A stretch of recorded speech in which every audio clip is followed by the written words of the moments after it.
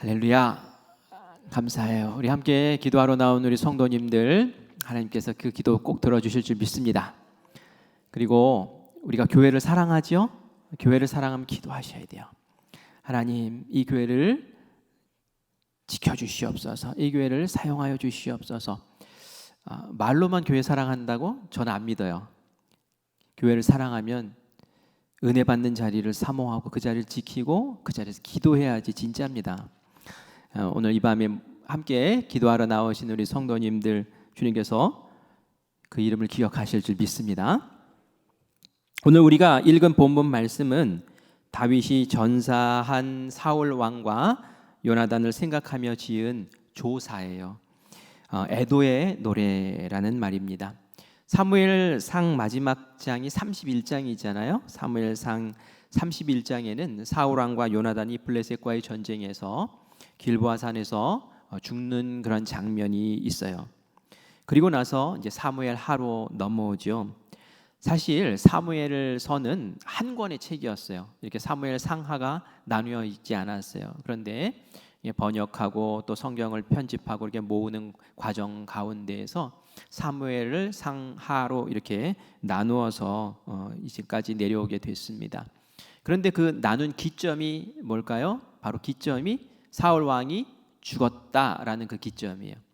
사무엘상까지는 사무엘 왕이 이렇게 통치를 하다가 죽으면서 사무엘상이 맞춰지고요.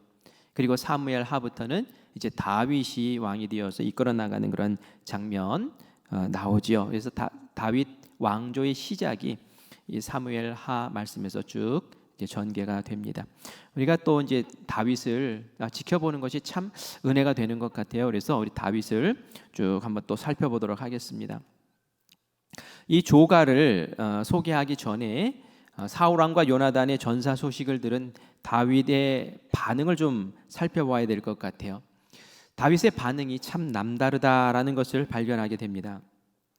다윗이 블레셋 성 시글락에 있을 때에 아말렉 족속들을 추격을 했죠. 왜냐하면은 잠깐 그 자리를 비운 사이에 가족들을 다 납치해 가고 그리고 재물들을 다 탈취해 갔기 때문에 그랬어요. 그래서 그 아말렉이 있는 곳까지 쫓아가서 그들을 정벌하고 그리고 돌아왔어요. 시글락 성에 개선 장군으로 이제 돌아오죠. 그리고 나서 딱 이틀이 이제 지났습니다. 3일째 되는 날 어떤 한 사람이 찾아왔어요.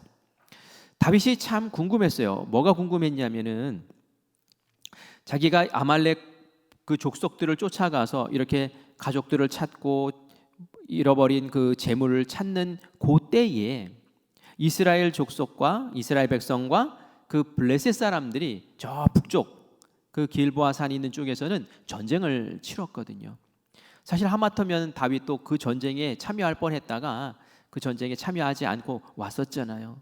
얼마나 궁금했겠어요. 야, 이번 전쟁이 어마어마한 전쟁인데 우리 이스라엘 백성들이 이길 것인가, 블레셋이 이길 것인가 하면서 참 궁금해하고 있었던 차였는데, 그런데 옷이 찢어지고 머리에 흙을 뒤집어 쓴 어떤 한 젊은이가 다윗을 허겁지겁 찾아왔던 거죠. 이 행색이 범상치가 않습니다. 이 사람이 마치 전쟁터에서 막 이제 나온 사람 같아 보여요. 그러면서 전쟁 상황을 알려줍니다. 이스라엘이 블레셋에게 졌습니다. 많은 이스라엘 백성들이 전쟁에서 죽었습니다. 사울 왕도 죽었습니다. 요나단도 죽었습니다. 하면서 그 전쟁에서 이스라엘 백성들이 패전한 소식을 전하는 거예요. 다윗이 그 소식을 듣고는 잘 믿기지가 않았어요. 왜냐하면 하나님이 그래도 지켜주시겠지. 하나님이 블레셋과의 전쟁에서 늘 이기게 하셨는데 그런 마음이 있었거든요. 그런데 졌다고 하니 그리고 죽었다고 하니 믿기지가 않는 거예요. 정말 사울 왕이 죽었냐? 정말 요나단이 죽었냐? 하고 묻습니다. 네가 그것을 어떻게 봤냐? 그 증거가 있냐? 라고 이제 물어보는 거죠. 그러자 청년이 얘기합니다. 제가 전쟁이 난 후에 길보아산에 잠깐 우연히 올라가게 됐습니다.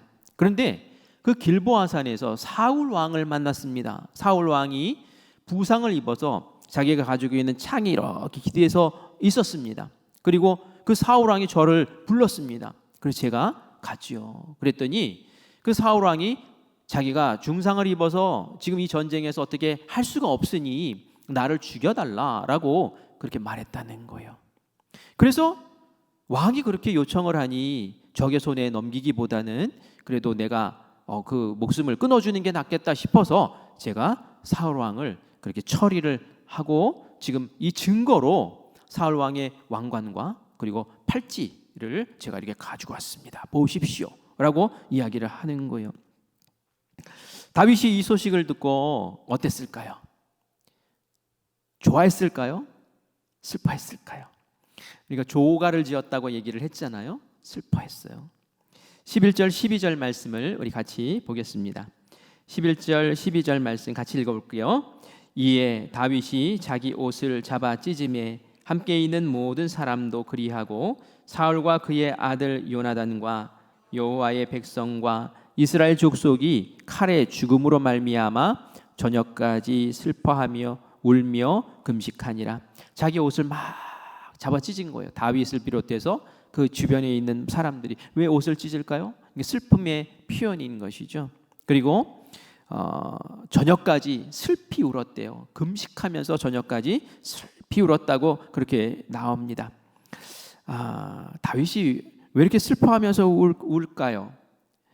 제가 요나단 때문에 울었다 그러면 이해를 할 수 있을 것 같아요. 요나단 특별한 사람이잖아요. 정말 남녀가 사랑하는 것보다 더 뜨겁게, 더 특별하게, 또 특별한 마음으로 그렇게 사랑했다라고 나오거든요. 서로를 지켜줬어요. 서로를 아껴줬어요. 사실 요나단은 차기 왕이 될 사람이었죠. 그러나 하나님의 뜻이 다윗에게 있다는 것을 알고 나서는 내가 왕이 되는 것보다 다윗이 왕이 되는 게 이스라엘을 위해서 좋은 거야 라는 생각을 하고 다윗을 높여줬죠.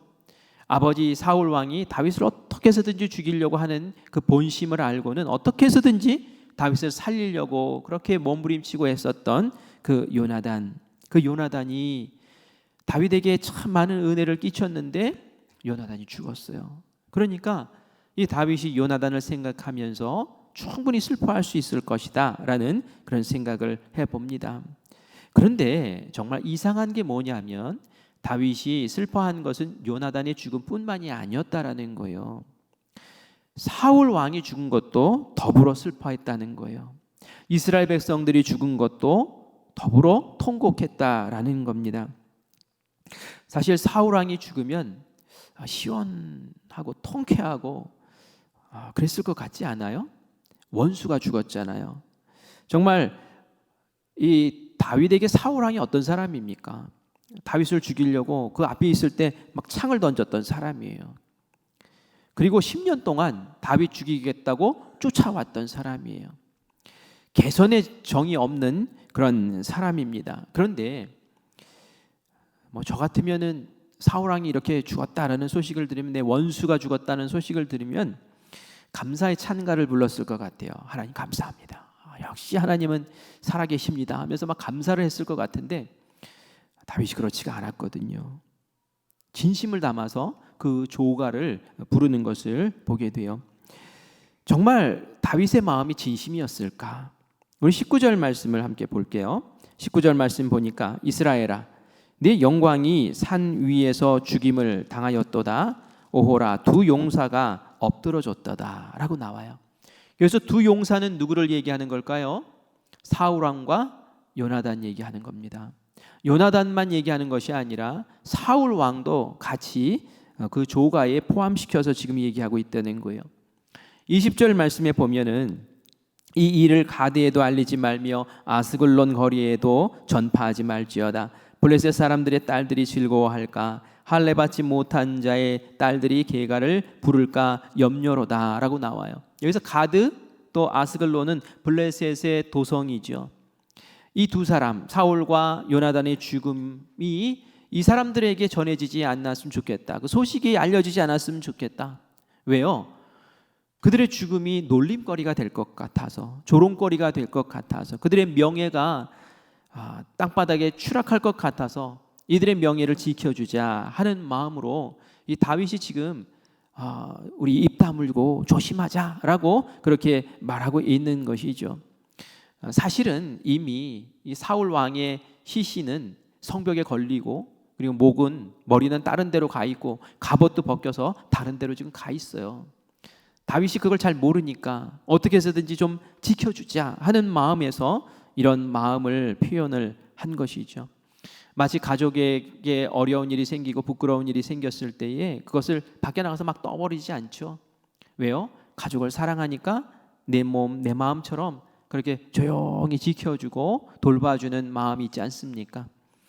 교회에 혹여 어려운 일이 있을 때라도 그거 밖에 나가서 막 이렇게 떠들면 안 돼요. 그죠? 어려운 일이 있을 때는 우리가 입 다물고 조용히 하나님께 기도해야 될 줄 믿습니다. 그래서 다윗이 지금 그렇게 하라는 거예요. 그만큼 사울 왕과 요나단을 그렇게 마음 가운데 두고 이렇게 생각하고 존중해 주는 모습을 보게 되는 거죠. 23절 말씀에도 보면 사울과 요나단이 생전에 사랑스럽고 아름다운 자이러니 죽을 때에도 서로 떠나지 아니하였도다. 그들은 독수리보다 빠르고 사자보다 강하였도다 하면서 이 사울과 요나단이 얼마나 용맹스럽고 강한 용사였는지, 이들이 마치 독수리 같고 사자같이 빠르고 용맹스럽고 강했다라는 것을 자랑스럽게 이야기하는 것을 봅니다. 우리가 그 조가의 몇 부분만 이렇게 살펴보았는데도 다윗이 얼마나 이 사울 왕을 존중해 줬는지를 우리가 볼 수 있어요. 그리고 이 노래의 제목을 활노래, 이 두 사람이 활을 잘 쐈거든요. 이 사울과 요나단이 활을 잘 쐈기 때문에 활노래라는 제목을 붙여서 야살의 책에 기록해 놔라라고 이야기를 합니다. 이 야살의 책은 그 당시에 영웅들, 아주 위대한 사람들의 그 기록들을 이렇게 담아놓는 책이었는데, 이 야살의 책에 이 조가를 기록해서 후대에게 가르쳐라라고 그렇게 이야기하는 것을 보게 됩니다. 참 다윗이 요나단뿐만이 아니라 사울 왕에 대해서도 굉장히 예우를 갖추고 사울 왕, 원수 같은 그 사울 왕을 이렇게 존중해 주는구나라는 것을 보게 되지요. 정말 다윗이 사울 왕을 이렇게 사랑하고 아껴주고 존중하는 모습이 진심일까라고 또 다시 한번 생각해 보게 돼요. 아니면은 자기가 나중에 왕이 되었을 때에 내가 이렇게 마음이 너그러운 사람이야 하면서 어떤 정치적인 어떤 바람을 가지고 정치 구단의 어떤 여우 같은 그런 노련함으로 지금 이런 것들을 하고 있는가라는 그런 생각을 다시 한번 해보게 돼요. 그런데 정말 이 다윗은 원수까지도 사랑할 줄 아는 사람이구나라는 그런 생각이 듭니다. 다윗이 어떻게 해서 이 원수 같은 사람을 사랑할 수 있었을까요? 여러분 궁금하지 않습니까? 원수 같은 사람 사랑하는 거 너무 힘들잖아요. 그런데 성경에는 나와 있단 말이에요. 그게 우리의 어떻게 보면 영원한 숙제같이 느껴지기도 합니다. 우리는 알아요. 원수 사랑하는 거, 그거 하나님께서 원하신다는 거. 그런데 그게 잘 안 된다는 거. 어떻게 보면 내 인생 동안 이게 가능할까라는 그런 생각까지 들 정도 아닙니까? 그저 내 생각에 조금 달라도, 내 비위에 잘 안 맞아도 내 속에서 막 속상하고 분통이 터져 올라오지 않습니까? 원수가 잘 되면은 정말 막 불이 일어나고, 원수가 잘 못 되면 마음이 시원하고 통쾌하고, 이런 것이 우리의 본성 아닙니까? 저도 그런 모습이 있더라고요. 예전에 저를 아주 많이 괴롭혔던 사람이 있어요. 모함하고 괴롭히고 거짓말하고, 그러면서 뒤에서 얼마나 괴롭히는지 막 잠을 못 자고 제가 벌떡벌떡 일어난 적이 한두 번이 아니었던 기억이 있습니다. 근데 몇 년이 지난 다음에 그 사람이 잘 됐을까요? 잘 못 됐을까요? 잘 못 됐더라고요. 막 쫓겨나고 어떻게 되고 막 이런 소식이 들리니까 제 마음이 어땠을까요? 너무 상쾌한 거예요. 막 통쾌하고, 역시 하나님은 살아계시는구나, 막 이런 마음이 드는 거예요. 이름을 말할 수는 없어요, 제가. 그런데 지금 다윗하고 비교해 보면 너무 차이가 나지 않습니까? 다윗이 어떻게 이럴 수가 있지? 막 이런 생각이 드는 거예요. 여러분 한번 질문해 보세요, 스스로에게. 나는 내 이웃이 밭을 사면 배가 아픈가 안 아픈가? 여러분 어떻습니까? 원수 얘기하는 거 아니에요? 이웃이에요. 네, 이웃이 밭을 샀어요. 집을 샀어요. 집을 샀어요. 여러분 배가 아픕니까 안 아픕니까? 예? 부러워요? 부러운 거는 배가 아픈 건가요? 그래요. 다른 질문 할게요. 저는 배는 안 아픕니다. 이런 분에게 다시 한번 또 질문. 나는 내 이웃이 밭을 사면 기쁘고 감사하고 축복할 수 있습니까? 하고 물어보고 싶어요.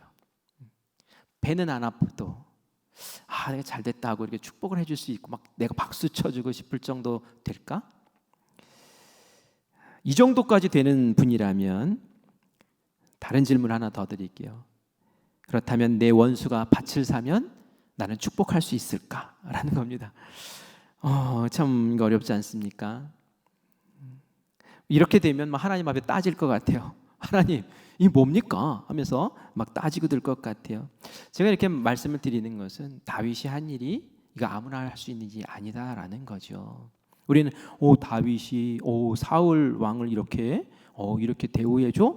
그가 망신당하지 않도록 소문내지 말라고 하고 그를 용감하게 막 싸운 용사라고 하면서 막 그 야살의 책에 올리라고 막 그러고 후대에게 가르치라고 그러고 이 정도야.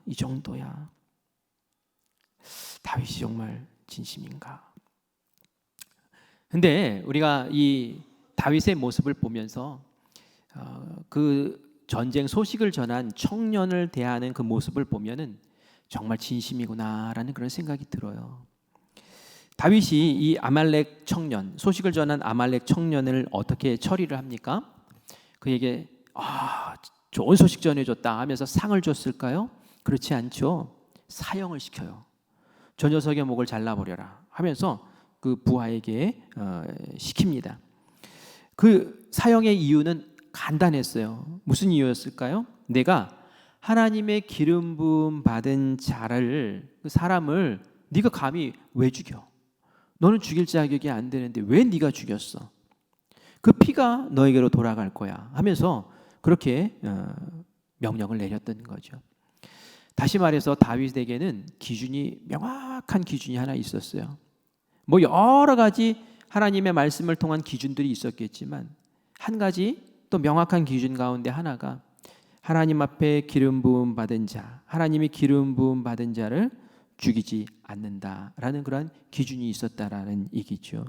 이건 하나님이 정하신 법이고 하나님의 기준이었어요. 그 기준을 초지일관 지키면서 살았어요.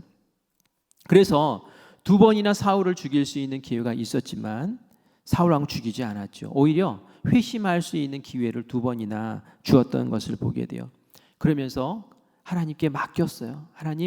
하나님께서 기름 부은 사람이니 하나님이 알아서 하십시오. 제 소관이 아닙니다 하면서 하나님께 맡겨드렸던 것을 봅니다. 이 기준은 나중에 다윗을 또 지켜주기도 해요. 다윗이 나발을 통해서 굉장히 막 화가 났죠.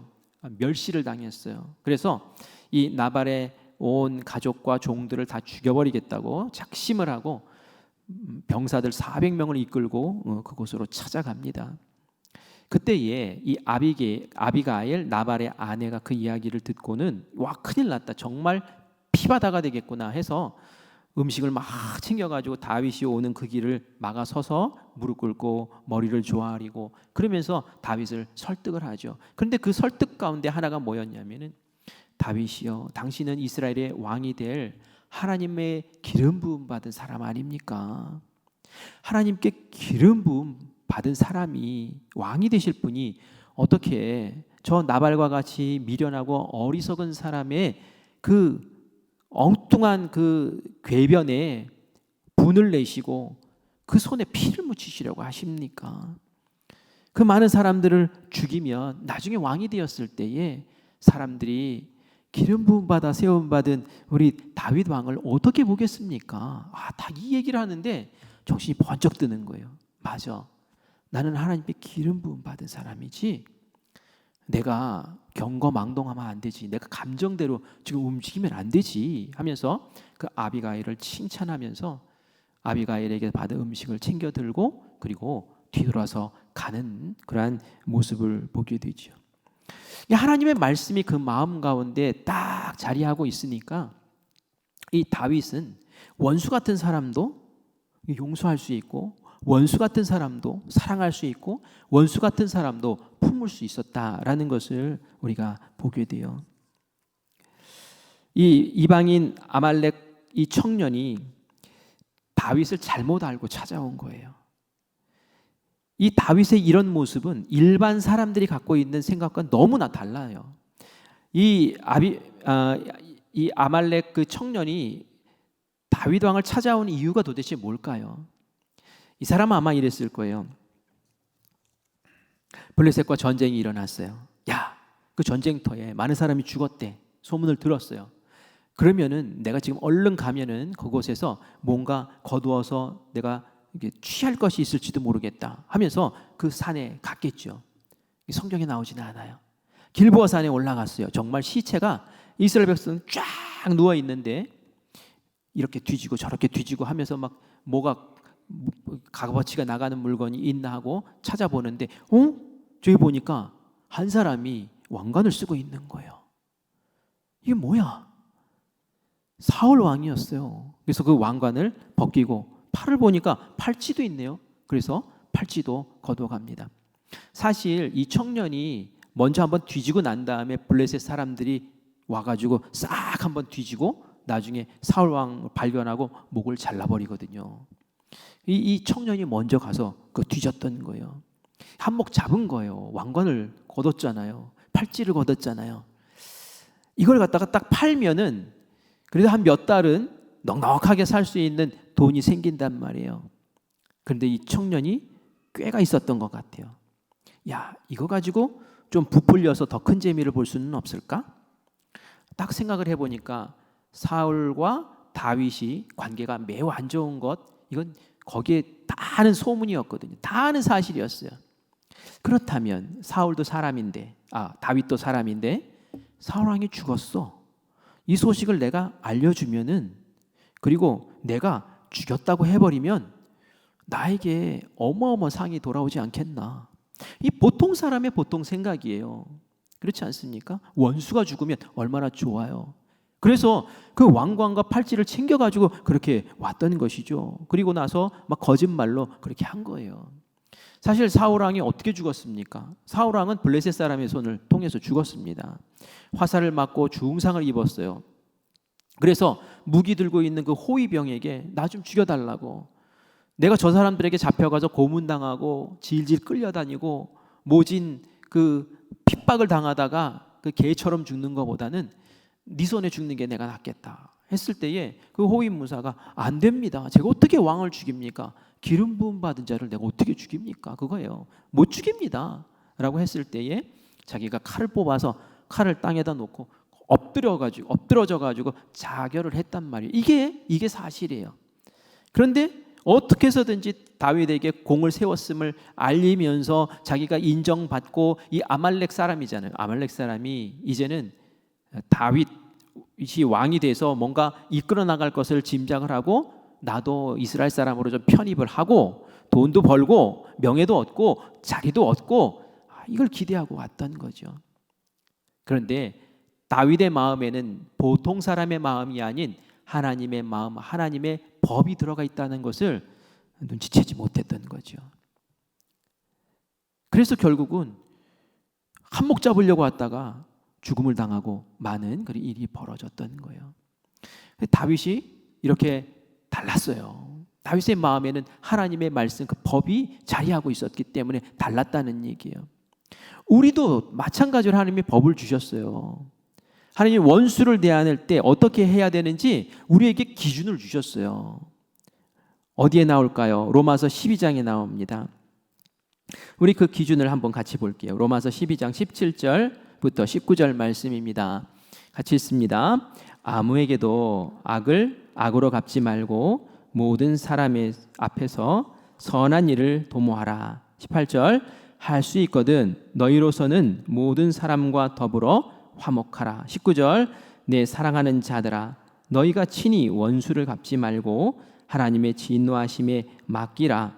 기록되었으되 원수 갚는 것이 내게 있으니 내가 갚으리라고 주께서 말씀하시니라. 아멘. 원수 갚지 말라는 거예요. 원수는 하나님의 손에 맡기라는 거예요. 그 갚는 것은 내 손에 달려 있다는 거예요. 너희가 감히 나의 앞에서 월권하지 말라는 거예요. 너희들이 할 것은 화목하는 것밖에 없다는 거예요. 누구를 저주하고 누구를 치고 이러지 말라는 거예요. 화목한 것만 하고 하나님께 맡기라는 거예요. 친히 하지 말라고 그렇게 얘기를 합니다. 그러면서 한술 더 떠서 얘기를 해요. 우리 20절과 21절도 읽어볼게요. 같이 읽습니다. 네 원수가 줄이거든 먹이고 목마르거든 마시게 하라. 그리함으로 네가 숯불을 그 머리에 쌓아 놓으리라. 21절 악에게 지지 말고 선으로 악을 이기라. 아멘. 원수를 사랑하래요. 원수가 줄이면 먹이고 목마르면 마시게 하고 사랑을 베풀래요. 돌보래요. 그것이 그 원수의 머리 위에 숯불을 지피는 거래요. 숯불을 지피면 어떻게 되죠? 사랑으로 완전히 녹여 죽여버리라는 거예요. 그게 우리가 해야 될 방법이라는 거예요. 너무 잘 알잖아요. 예수님도 그러셨죠. 오른뺨을 치거든 왼쪽도 들여대. 속옷을 달라고 하거든 겉옷까지 내어줘. 괜히 하는 말일까요? 이 말 괜히 하는 말일까요? 이 불가능한 걸까요? 성경에 그럼 왜 기록했을까요? 성경에 기록했다는 것은 그렇게 할 수 있기 때문에 그렇게 해야 한다고 그렇게 우리에게 기준을 주신 거 아닙니까? 다윗도 사실 사울을 용서하고 사울을 품는 일이 얼마나 어려웠겠어요. 자기 감정과 자기 생각과 자기 경험으로는 너무너무 힘들었을 거예요. 주변에 있는 사람들은 다 죽이라고 그랬어요. 하지만 그 마음을 지키고 그 성정을 지켜나가고 그 뜻 가운데 이렇게 설 수 있었던 것은 하나님 말씀 때문이었던 거예요. 하나님 말씀. 다 하나님의 말씀을 듣고 알고는 있었으나 다윗은 그 말씀을 붙잡고 생명처럼 지키면서 살았기 때문에 하나님의 마음에 합한 사람이고 이스라엘을 다스릴 수 있는 왕이 된 줄 믿습니다. 우리에게도 이 말씀을 주셨어요. 그래서 우리는 참을 수 있는 거예요. 그래서 우리는 어려워도 견딜 수 있는 거예요. 그래서 우리는 세상 사람들이 하는 방법과 다른 모습으로 살 수 있는 거예요. 그게 기독교의 위대함 아닙니까? 선교사님들이 왜 우리나라에 와서 피를 흘리셨습니까? 그들이 총이 없어서 그랬겠습니까? 군대가 없어서 그랬겠습니까? 예수님이 왜 십자가에 달리셨습니까? 우리가 죄인 되었을 때 원수 같은 우리를 위해서 왜 그렇게 하셨습니까? 그 하나님의 법이 그런 거예요. 하나님의 사랑의 법이 그런 거예요. 그래서 우리는 그분들을 보면서 위대하십니다라고 얘기하는 거예요. 그리고 그 위대함을 통해서 하나님은 하나님의 나라를 이루시고 역사를 이루십니다. 우리 한번 생각해 봅시다. 우리의 속이 어떤가? 우리는 왜 원수가 잘 안 되면 그렇게 통쾌하고 상쾌한가? 원수가 잘 되면 왜 이렇게 속이 뒤집히고 아픈가? 그건 우리가 아직 세상 사람과 별로 다를 바가 없기 때문에 그런 거 아닐까요? 우리의 속 사람이 아직도 그리스도인이 안 됐기 때문에 그런 것 아닐까요? 그건 저에게도 해당되는 얘기예요. 저도 원수가 잘 안 되면 너무 시원하거든요. 그래서 아직도 멀었구나 그런 생각을 합니다. 다윗은 말씀의 사람이었어요. 그래서 호락호락 그렇게 넘어가지 않았어요. 아말렉 그 청년이 얘기할 때에 아주 기분 나빠했어요. 네가 뭔데 이런 거죠. 네가 뭔데 죽였어. 기뻐하지 않았어요. 정말 하나님의 말씀에 진심이었던 사람이에요. 그래서 우리도 오늘 이 시간 내 생각, 내 감정 그것보다 하나님 말씀 그것이 무엇입니까? 그 기준을 통해서 저도 한번 살아보겠습니다 라는 그러한 결심들을 다시 한번 하기를 간절히 바랍니다. 그렇게 할 때 정말 그 하나님의 자녀의 수준이 되는 거 아니겠습니까? 우리 속사람의 수준이 그 정도 돼야 되는 거 아니에요? 가장 사랑해야 될 우리 성도들끼리 어떻게 해야 됩니까? 사랑해야 되는 거예요. 원망하고 비판하고 이런 말 나오면 안 돼요. 그런 말 할 때는 정말 부끄러워해야 돼요. 어떻게 그런 말을 할 수 있어요? 하나님의 자녀들인데. 오직 사랑하는 말만 하기를 간절히 바랍니다. 품어주셔야 돼요. 품어주셔야 돼요. 저에게 누구 어떻고 이런 말 안 했으면 좋겠어요. 저는 그런 말 듣기 싫습니다. 어떤 분이 잘해요. 어떤 분이 이렇게 잘해요. 어떤 분이 이렇게 사랑이 많아요. 어떤 분이 이렇게 도와줘요. 어떤 분이 이렇게 기도합니다. 저는 이런 얘기만 들었으면 좋겠어요. 성숙한 사람들의 성숙한 무르익은 그 사랑의 이야기들이 우리 교회 안에서 넘쳐나기를 간절히 바랍니다. 여러분의 속사람의 수준을 저에게 보여주세요. 누가 어떻고 이래서 싫고 저래서 여러분의 속사람의 수준을 저에게 보여주는 거예요. 그게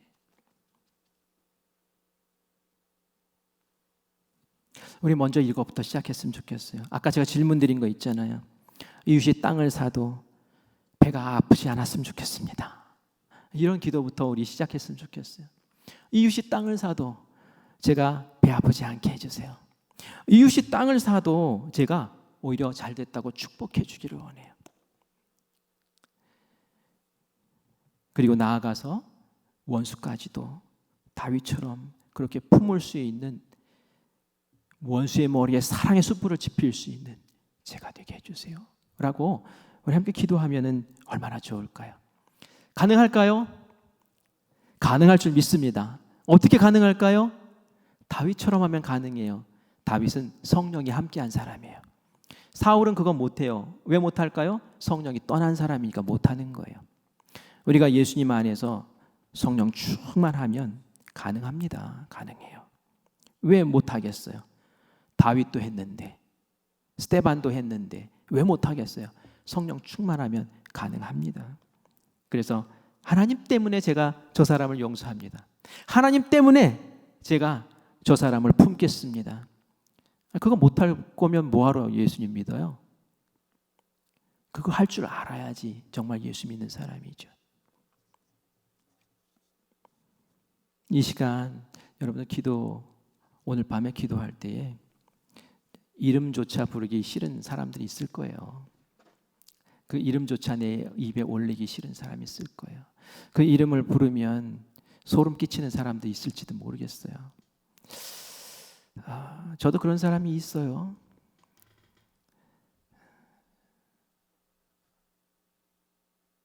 그런데 용감하게 한번 불러봤으면 좋겠어요.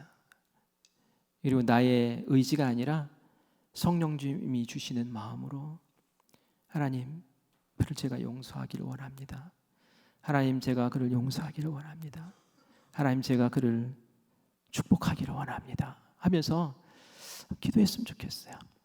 그래서 우리의 속사람이 하나님의 그 마음을 시원하게 해드리는 그러한 이 밤이 되었으면 참 좋겠습니다. 하나님 뭘 가장 기뻐하실까요? 하나님 가장 기뻐하시는 것은 여러분이 부모 입장으로서 자녀들을 보면서 뭐가 가장 기쁘십니까? 100만 원짜리 현금을 가지고 오면 기뻐하십니까? 저는 자녀들이 서로 우애하고 서로 챙겨주고 서로 돌봐주고 하는 그 모습 보면 그렇게 좋아요. 그래서 제가 자녀 한 명 낳은 사람한테는 꼭 한 명 더 낳으라고, 한 명 이상 더 낳으라는 얘기를 합니다. 제 자녀를 키워보니까 그렇더라고요. 막 속상하고 어려운 일 있으면 오빠한테 전화해서 막 속에 있는 거 털어놓고, 그럼 오빠가 대신 막 씩씩거리면서 내가 가서 막 해줄까? 막 이러면서 위로해주고 격려해주고 화목하게 사는 모습이 부모에게 가장 큰 기쁨 아닙니까? 하나님도 마찬가지죠. 하나님도 마찬가지죠. 서로 사랑하고 아껴주고 돌봐주고 사랑의 공동체 되는 것. 그거 하나님이 가장 기뻐하실 줄 믿습니다. 하나님의 마음을 시원하게 해드리고 하나님의 마음을 기쁘게 해드리는 우리 자녀들 되기를 간절히 원합니다. 그래서 오늘 이 밤에 다윗의 마음을 품고 우리 함께 기도하며 주님 앞에 나가기를 간절히 바랍니다. 잠언 말씀에 25장 13절에 이런 말씀이 있어요. 우리 같이 읽고 찬양하겠습니다. 같이 읽습니다. 충성된 사자는 그를 보낸 이에게 마치 추수하는 날에 얼음 냉수 같아서 능히 그 주인의 마음을 시원하게 하느니라. 아멘. 주님의 시원한 냉수가 되기를 바랍니다. 주님의 기쁨 되기를 원합니다.